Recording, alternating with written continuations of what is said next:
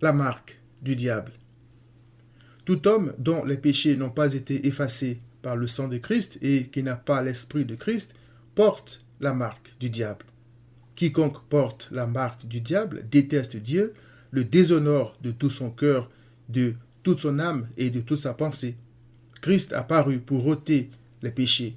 1 Jean 3, 5, afin que quiconque croit en lui soit affranchi de la marque du diable. Je m'explique. Christ a dit à ses disciples, car le prince du monde, c'est-à-dire le diable, vient.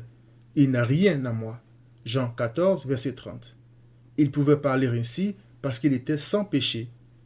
Cela ne veut-il pas dire que le diable a quelque chose en l'homme, quelque chose qui lui donne le droit de le réclamer et de le cribler comme le froment, c'est-à-dire le torturer, Luc 22, 31, en le poussant au mal? L'apôtre Pierre, que le diable avait réclamé, car on ne réclame que ce qui nous appartient, n'avait pu triompher des traits enflammés du diable que parce qu'il avait été racheté par Christ. Il est écrit, le Seigneur dit, Simon, Simon, c'est-à-dire Simon-Pierre, Satan vous a réclamé pour vous cribler comme le froment, mais j'ai prié pour toi, afin que ta foi ne défaille point. Luc 22, 31 à 32. À cause du péché qui est en nous tous, le diable peut nous réclamer et nous faire souffrir, à moins que Christ n'intervienne pour dire non, celui-ci ou celle-ci est à moi, j'ai payé de ma vie le prix de sa liberté. La marque du diable, c'est la haine de Dieu. Nous naissons tous avec la haine de Dieu, donc avec la marque du diable.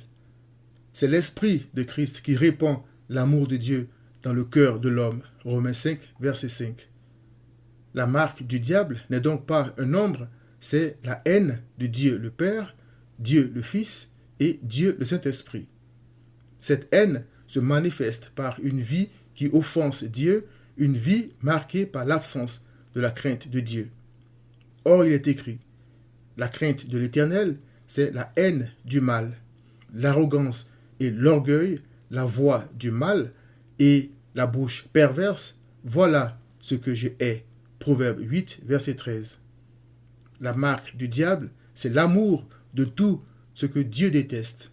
L'Éternel a envoyé son Fils dans une chair qui ne portait pas la marque du diable, c'est-à-dire le péché, 1 Jean 3, 5, pour guérir ceux qui ont le cœur brisé, pour proclamer aux captifs la délivrance et aux aveugles le recouvrement de la vue, pour renvoyer libres les opprimés, Luc 4, 18, marqués par le diable à cause de leurs péchés.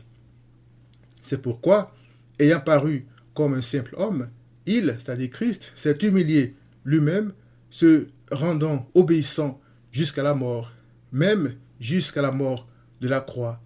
Philippiens 2, verset 8.